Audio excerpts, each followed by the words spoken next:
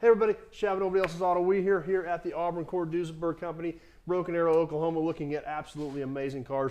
Doug, you've shared so much stuff with us over the years, and every time we come back, there's always more cool stuff. Now we've got one in process here that you're going to tell us about. Yeah, well, you know, you videoed the last Auburn that was built by my father, Glen Pray, which was a 32 Auburn Speedster. It was a rebodied car. We can put that link in here so you can go to that one. And it was a blue and silver car. That was the last one built. This was the last one never finished. Oh, okay. So this was done the exact same way as that blue and silver one, except it went to a customer who was trying to finish it up by putting one of Glen Pray bodies on his original Auburn. So he got the chassis built, the engine built. He was ready to put the body on it, and he passed away. So we bought the car back and have since sold it to another customer, and we are finishing it. So this was the last one built by Glen Pray, never finished. Sometime by hopefully the end of this summer, this is finished. We think this is going to be a two-tone maroon and red car, but when you see that blue one, this is what it did look like before it was painted, and this will be the same quality as that blue and silver car. This one will have the chrome wire wheels on it, when the other one just had the black wire wheels. This will be a magnificent, beautiful show speedster with a Glen Pray body on it. So original car with Glen Pray body, but this was the last car here that was never finished. And here it is all these years later.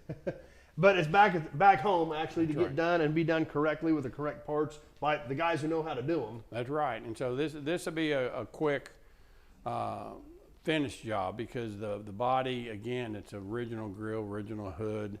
It'll have all original instruments, original drivetrain, everything. If you took this car to Auburn, this would judge as an original car.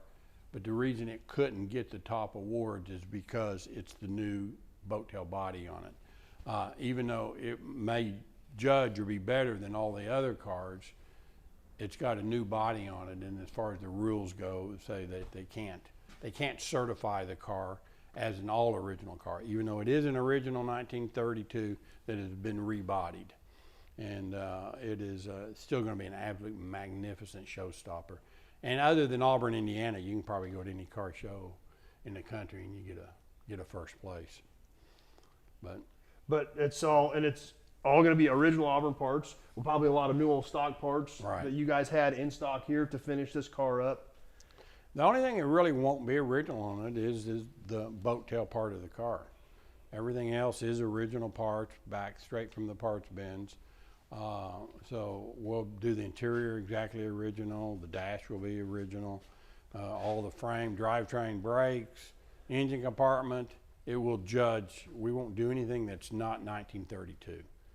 Now there have been some guys who built these that put a modern engine in them, and that's kind of cool too, but this one has got the original 1932 engine in it. And including all driveline, frame, Everything. Everything underneath this is 32 Auburn.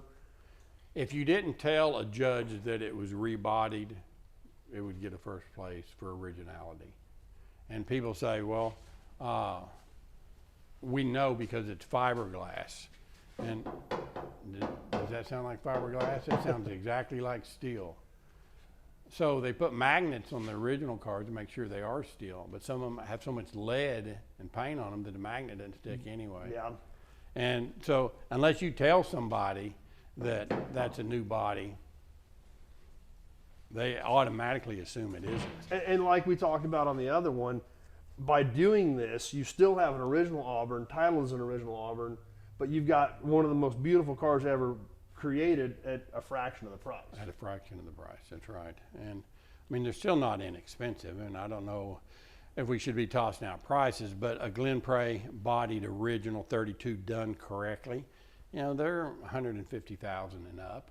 I've seen them go as high as 250,000, but it's not $1 million. Yeah, compared to some of the originals, so yeah. And it's still an original car built by the factory who built them in 1932. So there's a lot to owning a Glen Pray car. And but we both worlds, all the way from the full second generation with the Ford motors in them, the front wheel drive little Cords that were built back in the 60s, to full-blown Duesenberg 100-point or 1,000-point restorations. So we mix both worlds. A lot of people, the purists, don't like the rebodied stuff, but it's like, why not? Yep. There it is. It's still magnificent. It's still beautiful. It's still original. It makes it much more affordable. So like my father always said, the bottom line is, are you having fun? This is a magnificent original Auburn that's been rebodied, and then there's one sitting there next to it that's an original V12 that's not rebodied. They look the same, but that car will be at well over $1 million.